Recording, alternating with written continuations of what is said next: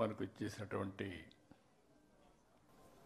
వివిధ రంగాలకు సంబంధించినటువంటి ప్రముఖులందరికీ కూడా పేరు పేరున నమస్కారాలు.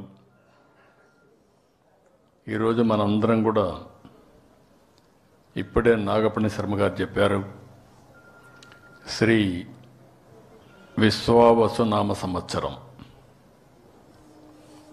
తెలుగు నూతన సంవత్సరం. ఈరోజు మనం అందరం కూడా జనవరి 1 జరుపుకుంటున్నాం. అది ఇంగ్లీషు. కానీ మన సాంప్రదాయాలను మనం మర్చిపోవడం లేదు. జనవరి 1 ఎంత ఇంపార్టెంటో న్యూ ఇయర్ కింద ఉగాది కూడా దానికంటే ఎక్కువ ప్రాముఖ్యత ఉంది. ఈరోజు మన సాంప్రదాయం చాలా గొప్పది. జనవరి 1కి మనం హ్యాపీ న్యూ ఇయర్ చెప్పుకుంటాం. తెలుగు నూతన సంవత్సరం రోజున మీరు చూస్తే మన సాంప్రదాయాలన్నీ ఉట్టిపడే విధంగా ఉగాది పచ్చడితో ప్రారంభిస్తాం. ఇప్పుడు కూడా మనందరం ఉగాది పచ్చడి తిన్నాం. దీంతో మనం మెంటల్గా ప్రిపేర్ అయిపోతున్నాం. కష్టాలుంటాయి, సుఖాలుంటాయి, అదృష్టాలు కలిసి వస్తాయి, సమ్టైమ్స్ దురదృష్టం కూడా వెంటాడుతుంది. అన్నింటినీ తట్టుకుని నిలబడడం చాలా అవసరమని మనకు మన పెద్దల నుంచి వచ్చినటువంటి వారసత్వ సంపద ఇది. అది వచ్చినప్పుడు చాలామంది కూడా దాన్ని ధైర్యంగా ఎదుర్కొనే శక్తి వస్తుంది. వేరే వాళ్లకు లేనటువంటి ఒక సంపన్నమైన వారసత్వం ఇదని చెప్పి కూడా నేను మీకు తెలియజేస్తున్నా.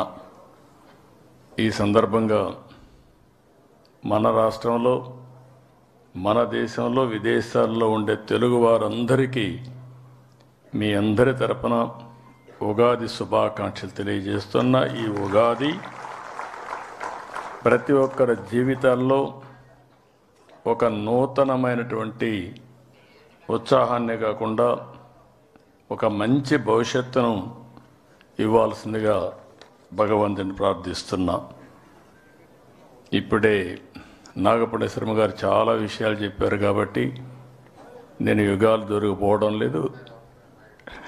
ఎందుకంటే అది కాంపిటెంట్ వారే. నేను ఆయన కోసం ఇప్పుడు కాదు, నేను ఎప్పుడు కూడా ఒకటి ఆలోచిస్తూ ఉంటాను.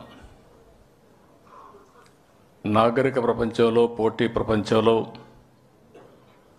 నూతనమైన ఆవిష్కరణలు జరుగుతూనే ఉండాలి. అదే వారు ఇప్పుడు చెప్పారు. నేను హైటెక్ సిటీ కట్టాను. హైటెక్ సిటీ పక్కన మీరు చూస్తే ఏదైతే ఒక మంచి గ్రామీణ వాతావరణం ఉట్టిపడే విధంగా పక్కనే పేరు కూడా దానికి పెట్టాను. వీరికి ఇచ్చింది అవధాని కేంద్రం. ఇంకొక పక్కన ఆయన పక్కనే అన్నమయ్య కళాక్షేత్రం కోసం అక్కడిచ్చాం. పక్కనే మన కళావేదిక ఒకటి కట్టాం, శిల్పకళా వేదిక కట్టాం. కళలు భాషల్ని ప్రోత్సహించడానికి. అంటే ఒక హైటెక్కు ప్రాధాన్యత ఇస్తే ప్రపంచం మొత్తం గర్వంగా చెప్పగలుగుతున్నా.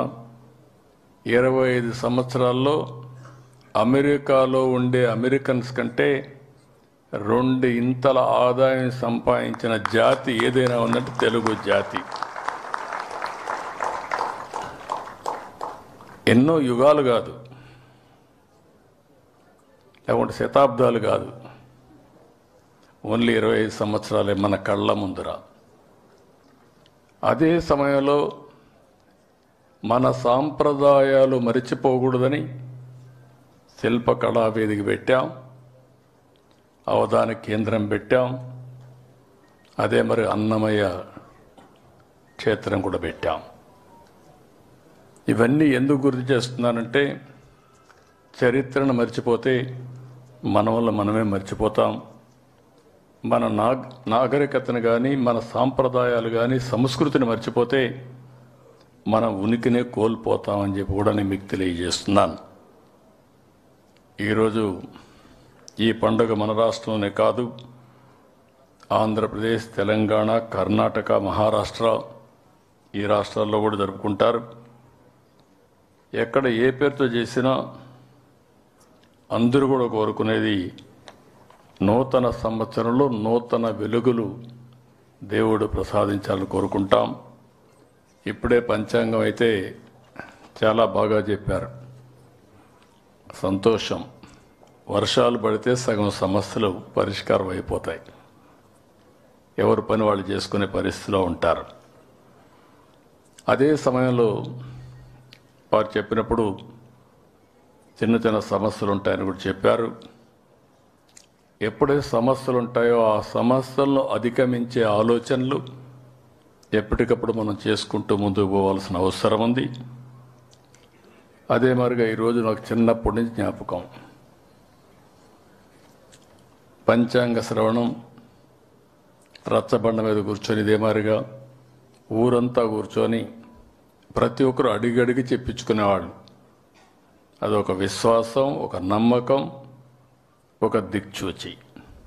ఎందుకంటే ఈ సంవత్సరం వారు చెప్పిన దాంట్లో మీరు ఒకసారి ఆలోచిస్తే వివిధ రాసులకు సంబంధించిన బలాబలాలు చెప్పారు. అది విన్నప్పుడు మనం మెంటల్గా కూడా ప్రిపేర్ అయ్యి జాగ్రత్తగా ఉంటాం. అదేవిధంగా కొంతమంది చాలా బాగుందని కూడా చెప్పారు. బాగుందనే వాళ్ళు ఇంకా ఉత్సాహంతో ముందుకు పోయే పరిస్థితి వస్తుంది. ఇది ఒక మంచి సాంప్రదాయం అని చెప్పి కూడా నేను మీకు తెలియజేస్తున్నా. రైతుల గురించి ఇప్పుడు మీరు చూశారు పంచాంగాలు. టీటీడీ పంచాంగం వచ్చింది, పక్కనే రైతు పంచాంగం వచ్చింది, పక్కనే హార్టికల్చర్ పంచాంగం వచ్చింది. ఇవి చూసినప్పుడు రాబోయే రోజుల్లో వివిధ రకాలైనటువంటి మనం చేసే పనులు కూడా మన నాగరికతను అనుసంధానం చేసుకుంటూ, సంస్కృతి సాంప్రదాయాల్ని అనుసంధానం చేసుకుంటూ ముందుకు పోయే పరిస్థితికి వస్తున్నాం. ఈ ప్రభుత్వం, ఎన్డీఏ ప్రభుత్వం, మీరు ఒకటే గుర్తుపెట్టుకోవాలి. నేను కానీ, మిత్రుడు పవన్ కళ్యాణ్ గారు కానీ, బీజేపీ తరపున నరేంద్ర మోడీ గారు కానీ, ఈ దేశం బాగుండాలి, ఈ రాష్ట్రం బాగుండాలి, ప్రపంచంలో భారతదేశం అగ్రస్థానంలో ఉంటే, భారతీయులు అగ్రస్థానంలో ఉంటే వాళ్ళని లీడ్ చేసే శక్తి తెలుగు జాతికి ఇవ్వాలని ఈ ఉగాది సందర్భంగా సంకల్పిస్తున్నాను. ఈ ఉగాదిని అన్ని జిల్లాల్లో చేస్తున్నాం. ఢిల్లీలో ఏపీ భవన్లో చేస్తున్నాం. ఇంకొక పక్కన చెన్నైలో పొట్టి శ్రీరాములు మెమోరియల్ ట్రస్ట్లో కూడా అధికారికంగా ప్రకటిస్తున్నాం. 5 సంవత్సరాలు రాష్ట్రంలో కళ తప్పింది. ఈ మారి కూర్చొని మాట్లాడుకునే పరిస్థితి లేదు. ఈరోజు మీరు చూస్తే 76 మందికి కళారత్న అవార్డులు ఇస్తున్నాం, 100 మందికి ఉగాది పుష్కరాలు ఇస్తున్నాం. విశిష్ట వ్యక్తులు, కళాకారులకు పురస్కారాలు చేసి వారు చేసిన కృషిని మనం గుర్తిస్తే, సమాజం గుర్తిస్తే, తద్వారా ఇంకా ఈ కళలు పెంచే అవకాశం వస్తుంది. ఇంకా కొంతమంది కాంట్రిబ్యూట్ చేసే పరిస్థితి వస్తారని చెప్పి కూడా నేను మీకు తెలియజేస్తున్నాను. ఎప్పుడు కూడా అందరం కోరుకునేది ఒకటే, అందరూ కూడా ఆదాయం పెరగాలి,